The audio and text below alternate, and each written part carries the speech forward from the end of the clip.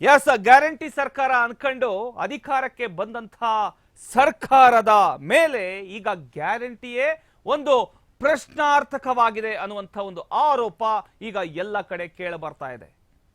ಕಾರಣ ಗೃಹಲಕ್ಷ್ಮಿ ಯೋಜನೆಯ ಡಿಸೆಂಬರ್ ಹಾಗೂ ಜನವರಿ 2 ತಿಂಗಳ ಒಂದು ಕಂತುಗಳು ಅನೇಕ ಮಹಿಳೆಯರಿಗೆ ಜಮಾ ಆಗಲಿಲ್ಲ.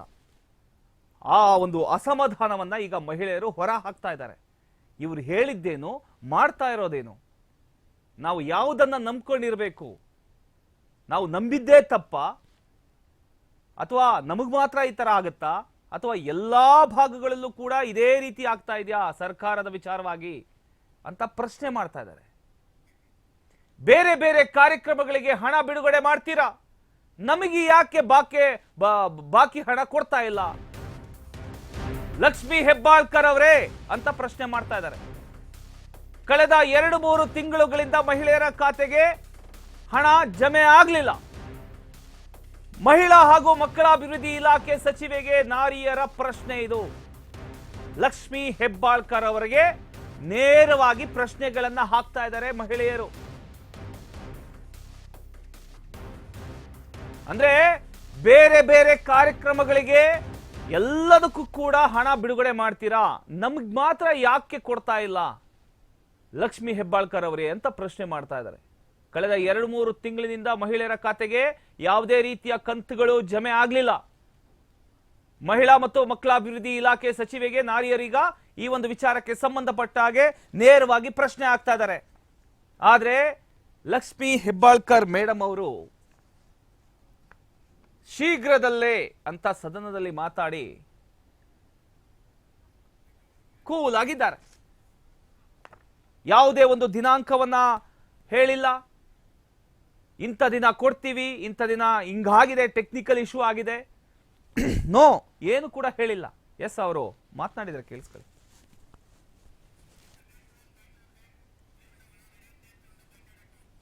ಯೋಜನೆದು ಅಮೌಂಟು ನಮಗೆ ಸರಿಯಾಗಿ ಬರ್ತಾ ಇಲ್ಲ. ನಾವು ಅದನ್ನ ನಂಬ್ಕೊಂಡು ಜೀವನ ಮಾಡ್ತಾ ಇದ್ದೀರಿ. 1 ತಿಂಗಳು ಬಂದರೆ 3 ತಿಂಗಳು ಬರ್ತಾ ಇಲ್ಲ. ನಾವು ಇದನ್ನ ನಂಬ್ಕೊಂಡು ಮಕ್ಕಳನ್ನ ಓದಿಸೋದು, ನಮ್ಮ ಯಜಮಾನರು ಬೇರೆ ಪೇಷಂಟ್ ಬೇರೆ ಆಗಿದ್ದಾರೆ, ಅದಕ್ಕೋಸ್ಕರ ನಂಬ್ಕೊಂಡಿದ್ದೀವಿ. ನೋಡಿ, ಈ ಥರ ಕೂಲಿ ಮಾಡ್ತೀವಿ ನಾವು, ಬೆಳಗಿಂದ ಸಂಜೆವರೆಗೂ ಇರ್ತೀರಿ, ಅಲ್ಲಿಗೂ 100 ರೂಪಾಯಿನೂ ಇದರಲ್ಲೂ ಸಿಗಲ್ಲ. ನೀವು ಗೃಹಲಕ್ಷ್ಮಿ ಯೋಜನೆದು ಅಮೌಂಟ್ ಹಾಕ್ತೀರಿ ಅಂದ್ಬಿಟ್ಟು 1 ತಿಂಗಳು ಹಾಕಿದ್ರೆ 1 ತಿಂಗಳು ಹಾಕೋದಿಲ್ಲ. ಇವಾಗ ನಾವು ಅದನ್ನ ನಂಬ್ಕೊಂಡು ಜೀವನ ಮಾಡ್ತಾ ಇದ್ದೀವಿ. ನಾವು ಈಗ ಮುಂದಕ್ಕೆ ಏನು ಮಾಡಬೇಕು ಹೇಳಿ ಕರೆಕ್ಟಾಗಿ ನಮ್ಮ ಹಣ ನಮಗೆ ಕರೆಕ್ಟಾಗಿ ನಿಮಗೆ ಒಪ್ಕೊಂಡಿರೋ ಪ್ರಕಾರ ನಮ್ಮ ಹಣ ನಮಗೆ ಬರೋಂಗೆ ಮಾಡಿಕೊಡಿ. ನಮ್ಮ ತಾಯಿಯವ್ರಿಗೂ ಅಷ್ಟೇ 1 ಟೈಮ್ ಬರ್ತೈತೆ, 1 ಟೈಮ್ ಬರಲ್ಲ. ಅವ್ರಿಗೂ ಮಾತಾಡೋಕ್ಕೆ ಬರಲ್ಲ, ಏನಿಲ್ಲ. ನನ್ನ ಮಗನೇ ಚೆಕ್ ಮಾಡಿ ಹೇಳಬೇಕು. ಯಾವಾಗೋ ಅವ್ರಿಗೆ ಇಷ್ಟ ಬಂದಾಗ ಹಾಕ್ತೀನಿ ಅಂತ ಹೇಳ್ತಾರೆ, ಅದನ್ನು ಸರಿಯಾಗಿ ಹಾಕೋದಿಲ್ಲ, ಏನಿಲ್ಲ. ಅದನ್ನ ನಂಬ್ಕೊಂಡು ಜೀವನ ಮಾಡಬೇಕಲ್ಲ. ಮಕ್ಕಳದು ಎಜುಕೇಷನ್ ಎಲ್ಲ ಇದೆಯಲ್ಲ, ದುಡಿಯೋದು ನಾನೊಬ್ಳು, 2 ಮಕ್ಕಳನ್ನ ಓದಿಸ್ಬೇಕು, ಪೇಷಂಟ್ಸ್ ಬೇರೆ ನಮ್ಮ ಮನೆಯವರು, ಅವ್ರನ್ನೂ ನೋಡ್ಕೋಬೇಕು. ಇದನ್ನ ನಂಬ್ಕೊಂಡಿದ್ದೀರಿ. ಇದು ಹೆಸರು ಹೇಳಿದಕ್ಕೆ ಇದನ್ನ ಗೃಹಲಕ್ಷ್ಮಿದು ನಂಬ್ಕೊಂಡಿದ್ದೀರಿ ನಾವು. ಗೃಹಲಕ್ಷ್ಮಿ ಯೋಜನೆದು ಎಸ್, ಈಗ ಇದು ಮಹಿಳೆಯರ ಪ್ರಶ್ನೆ. ಚಳಿಗಾಲ ಅಧಿವೇಶನದಲ್ಲೇ 2 ಕಂತುಗಳು ಬಾಕಿ ಏನು ಉಳ್ಕೊಂಡಿತ್ತೋ ಅದನ್ನ ಮಹಿಳಾ ಮತ್ತು ಮಕ್ಕಳ ಅಭಿವೃದ್ಧಿ ಸಚಿವೆ ಲಕ್ಷ್ಮಿ ಹೆಬ್ಬಾಳ್ಕರ್ ಅವರು ಕೊಡ್ತೇವೆ ಅಂತ ಒಪ್ಕೊಂಡಿದ್ದಾರೆ.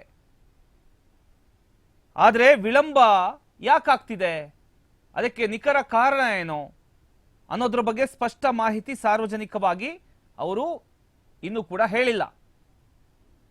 ಅದನ್ನ ವೆಯ್ಟ್ ಮಾಡ್ತಾ ಇದ್ದಾರೆ. ಏನ್ ಹೇಳ್ತಾರೆ ಅನ್ನೋದನ್ನ ಕಾಯ್ತಾ ಇದ್ದಾರೆ ಜನ. ಇದೇ ಈಗ ಮಹಿಳೆಯರ ಒಂದು ಅಸಮಾಧಾನಕ್ಕೆ ಕಾರಣ ಆಗಿದೆ. ಸರ್ಕಾರದ ವಿರುದ್ಧ ಮಹಿಳೆಯರು ಕೇಳ್ತಾ ಇರ್ತಕ್ಕಂಥ ಪ್ರಶ್ನೆ ಒಂದೇ, ಇತರೆ ಕಾರ್ಯಕ್ರಮಗಳಿಗೆ ಹಣ ಬಿಡುಗಡೆ ಆಗ್ತಾ ಇದೆ ಎಂದಾದ್ರೆ ಗೃಹಲಕ್ಷ್ಮಿ ಕಂತು ಮಾತ್ರ ಯಾಕೆ ವಿಳಂಬ ಆಗ್ತಾ ಇದೆ? ಸರ್ಕಾರದ ಆದ್ಯತೆಗಳಲ್ಲಿ ಏನಾದ್ರೂ ಬದಲಾವಣೆ ಆಗಿದೆಯಾ, ಚೇಂಜಸ್ ಆಗಿದೆಯಾ, ಅಥವಾ ಹಣಕಾಸಿನ ಒತ್ತಡ ಏನಾದ್ರೂ ಇದೆಯಾ ಅನ್ನುವಂಥ ಅನುಮಾನಗಳು ಸಾರ್ವಜನಿಕ ವಲಯದಲ್ಲಿ ಕೇಳಿ ಬರ್ತಾ ಇದೆ. ಎಸ್, ಅಫ್ಕೋರ್ಸ್, ಪಾಪ ಮಹಿಳೆಯರಿಗೆ ಗೊತ್ತಿಲ್ಲ. ಇಲ್ಲಿ ಒಂದಿಷ್ಟು ಸಾಲ ಆಗಿದೆ, ಬಡ್ಡಿ ಕಟ್ತಾ ಇದ್ದಾರೆ, ನಮ್ಮ ಸರ್ಕಾರ ಬಡ್ಡಿ ಕಟ್ತಾ ಇದೆ, ಎಲ್ಲರ ತಲೆ ಮೇಲೆ ಒಂದಿಷ್ಟು ಬಡ್ಡಿಯನ್ನ ಹೊರಿಸಿದೆ ಅಂತ ಪಾಪ ಎಲ್ಲೋ ಒಂದ್ ಕಡೆ ಗ್ರಾಮದಲ್ಲಿ ಜೀವನ ಮಾಡ್ತಿರುವಂಥವರಿಗೆ ಗೊತ್ತಿರೋದಿಲ್ಲ. ಅಲ್ಲಿ ಟಿವಿ ನ್ಯೂಸು ಕೆಲವು ಕಡೆ ಇದೆ, ಕೆಲವು ಕಡೆ ಇಲ್ಲ. ಇನ್ನು ಬೆಳಗ್ಗೆಯಿಂದ ದಿನಗೂಲಿ ಮಾಡ್ತಾ ಇರ್ತಾರೆ, ಅವರಿಗೆ ಟಿವಿ ನೋಡುವಷ್ಟು ಪುರ್ಸೋತಿರೋದಿಲ್ಲ, ರೇಡಿಯೋದಲ್ಲಿ ಕೇಳುವಷ್ಟು ಪುರ್ಸೋತಿರೋದಿಲ್ಲ. ಪಾಪ ಅವರಿಗೆ ಗೊತ್ತಿಲ್ಲ. ಅವರು ಆರಾಮಾಗಿ ಸರ್ಕಾರ ಹೇಳಿದ್ದು ನಿಜ, ಸರ್ಕಾರ ಹೇಳಿದ್ದನ್ನ ಮಾಡ್ತಾ ಇದೆ, ಅವರ ಜವಾಬ್ದಾರಿಯನ್ನ ನಿಭಾಯಿಸ್ತಾ ಇದೆ ಅಂತ ಪಾಪ ಅವರು ಅನ್ಕೊಂಡಿದ್ದಾರೆ. ಯಾವಾಗ ಈ 2,000 ರೂಪಾಯಿ 1 ತಿಂಗಳು ಬರಲಿಲ್ಲ, ಓಕೆ 2 ತಿಂಗಳು ಬರಲಿಲ್ಲ ಅಂದಾಗ ಎಲ್ಲೋ ಒಂದ್ ಕಡೆ ಬ್ಯಾಂಕಿಗೆ ಹೋಗಿ ವಿಚಾರಿಸೋದಕ್ಕೆ ಸ್ಟಾರ್ಟ್ ಮಾಡ್ತಾರೆ.